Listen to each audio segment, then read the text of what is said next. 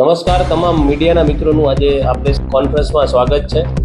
આજે આપણે વિસાવદરનું જે પેટા ચૂંટણી થઈ રહી છે એમાં ભારતીય જનતા પાર્ટીના કેન્ડિડેટ દ્વારા કેવી ગડબડ કરવામાં આવી રહી છે અને કાયદાકીય રીતે જે કંઈ ઇલેક્શન કમિશનની ગાઈડલાઈન હોય એનું પાલન કરવામાં આવી રહ્યું નથી તેના વિશે આજે વાત કરવાની છે. આજે તમે જોયું હશે કે મીડિયાના મિત્રોને ખબર હશે કે જ્યારે એફિડેવિટ એટલે ફોર્મ નંબર 26ની જે એફિડેવિટ છે એની અંદર 8.2 નંબરનો પેરા એ આખો જે ગવર્મેન્ટે ઇલેક્શન કમિશન ઓફ ઇન્ડિયાની પ્રિસ્ક્રાઇબ એફિડેવિટ હોય એમાં એમને નથી કરેલું, પણ એમાંથી 8.2 નંબરનો આખો પેરા એમને ડિલીટ કરી દીધો છે અને પોતાની જાતે પોતાની એફિડેવિટ કરેલી છે. એ તમને ખબર જ હશે કે જે પબ્લિક ડોમેનમાં અવેલેબલ જ છે. એના વિરુદ્ધ અમે રિટર્નિંગ ઓફિસરને કમ્પ્લેન કરી હતી અને રિટર્નિંગ ઓફિસરે અમને જવાબ આપ્યો છે, પણ એ જવાબથી અમે સંતુષ્ટ નથી એટલે ઇલેક્શન કમિશન ઓફ ઇન્ડિયામાં અમે ફરિયાદ કરીએ છીએ અને કરી દીધી છે. એના સિવાય બીજું છે કે જે એફિડેવિટની અંદર ફોર્ચ્યુનર કાર જે બીજેપીના કેન્ડિડેટ કિરીટભાઈ પટેલની છે GJ18BG1602 એ એમને એફિડેવિટની અંદરથી છુપાવેલી છે.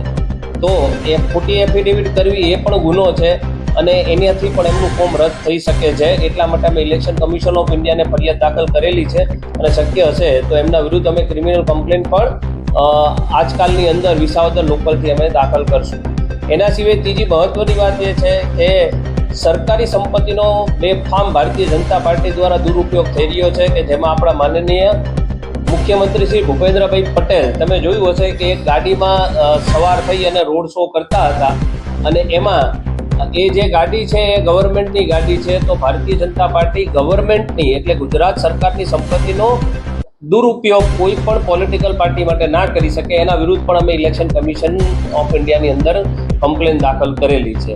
અને મારે વિશેષ કરી અને વિસાવદરની જનતાને કહેવું છે કે તમે પોતાનો મત વેડફતા નહીં, કારણ કે જો આમનું નોમિનેશન રદ જ થવાનું છે અને જો માની લો કે કદાચ જીતવાના નથી પણ જો જીતી જાય તો પણ તમારા આપેલો મત છે વ્યર્થ જશે, કારણ કે ભવિષ્યમાં એમનું નોમિનેશન અથવા તો એ જીતીને આવશે તો એમની ડિસ્ક્વોલિફિકેશનની પ્રોસેસ થવાની છે. એટલે વિસાવદરની જનતાને વિનંતી છે કે તમે પોતાનો મત વેડફતા નહીં અને માનનીય શ્રી ગોપાલભાઈ ઇટાલિયાને મત આપી અને તમારું અને તમારા વિધાનસભામાં મજબૂતાઈ રીતે કોઈ તમારો રિપ્રેઝેન્ટેટિવ આવે એટલા માટે ગોપાલભાઈ ઇટાલિયાને જીતાડવા વિનંતી.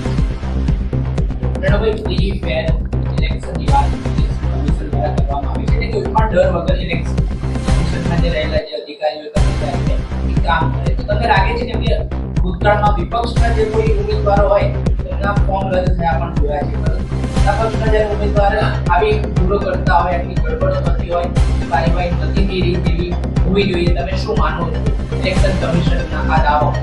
સ્પષ્ટપણે દેખાઈ આવે છે કે election commission of India Bharatiya Janata પાર્ટીના દબાણમાં અને વશમાં આવીને કામ કરે છે. સરકારી કર્મચારી છે નીચા લેવલનોથી માંડી અને ઇલેક્શન કમિશન ઓફ ઇન્ડિયાના કમિશનર સુધી તમામ લોકો, કારણ કે રિપીટેડલી ઘણી બધી અમે એવી કમ્પ્લેન કરેલી છે. 2022માં પણ કરેલી છે, આ દિલ્હીના ઇલેક્શનમાં પણ કરેલી હતી, અત્યારે પણ અમે આ કરેલી છે. છતાં પણ રિટર્નિંગ ઓફિસરે બરાબર આનું ફોર્મ રદ જ થવું જોઈએ કિરીટભાઈ પટેલનું, છતાં પણ એમને ફોર્મ રદ ના કર્યું.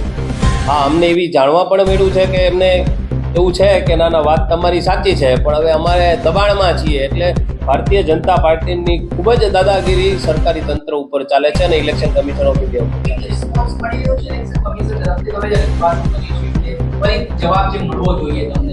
ના, અત્યાર સુધી તો અમારી કમ્પ્લેન એમને રિસીવ થઈ છે, એનું રિસીવનો મેલ આવેલો છે, પણ હજી સુધી એના ઉપર કંઈ એમને એક્શન લીધા છે અથવા તો અમને કંઈ રિપ્લાય સબમિટ કરાવ્યો નથી.